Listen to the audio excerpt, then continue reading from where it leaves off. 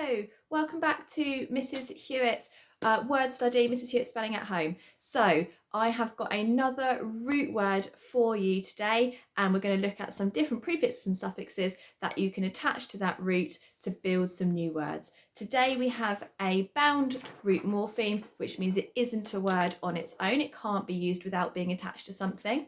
And your root for today is this one, oper. Okay. So you can see there, it comes from the Latin operatus, to work, and from the late Latin meaning to have an effect or cause, okay? So all the words that we are going to look at today are going to have this root in them. So I will show you the morpheme frame. Remember, we go across in this direction, and all of your words are going to include your root. They don't have to start with one of these prefixes. You might be able to think of a word that starts with oper and then go that way. So I'm going to hold the grid right up to the screen for you, and you can pause the video and see how many words you can build by attaching your prefixes and suffixes. Okay?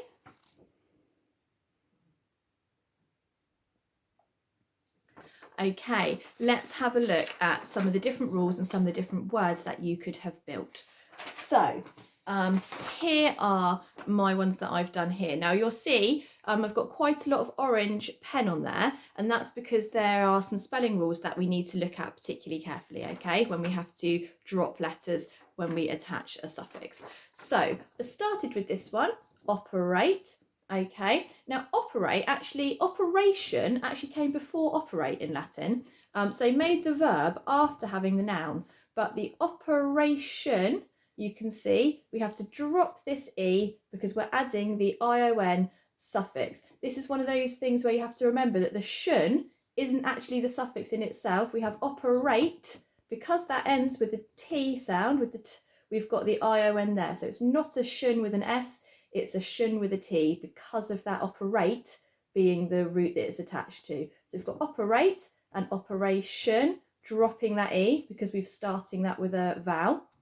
We've got cooperate. So co is similar to the meaning of com or con if they're from the same root, and that means with or together. So we talk about cooperate and cooperation, that actually means being with or together. So working together is cooperating. Cooperatively, so that's the adverb of doing something with cooperation, doing something together, working together. Then we've got inoperable. So we know that in means not. So if you think about operable as being able to operate, being able to do it, if it's inoperable, it means you can't operate it. Okay, so that's that word inoperable. And then we've got at the bottom operationally. Okay, so that would be the adverb of doing something related to an operation. You did it operationally.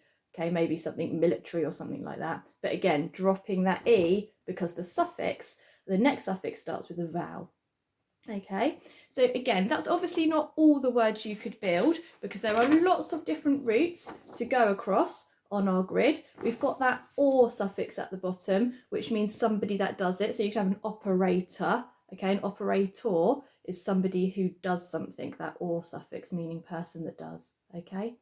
So hopefully you got a nice lot of words. Again, the important rules there are the shun with the T because it comes from operate, and also dropping that E when you add a suffix starting with a vowel. Okay, so your job now is to go and practice writing some of those words out, and then also to pick a couple and try and put them correctly into a sentence. So you might want to pick some of the ones that I've done. You might want to see if you can use cooperate in a sentence or cooperatively, make up a sentence with that in it.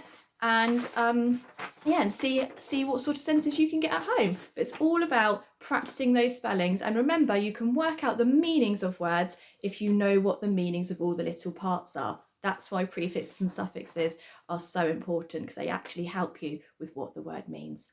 Okay, so well done. Go and write your sentences, and I'll see you back here tomorrow for another word study session. Bye.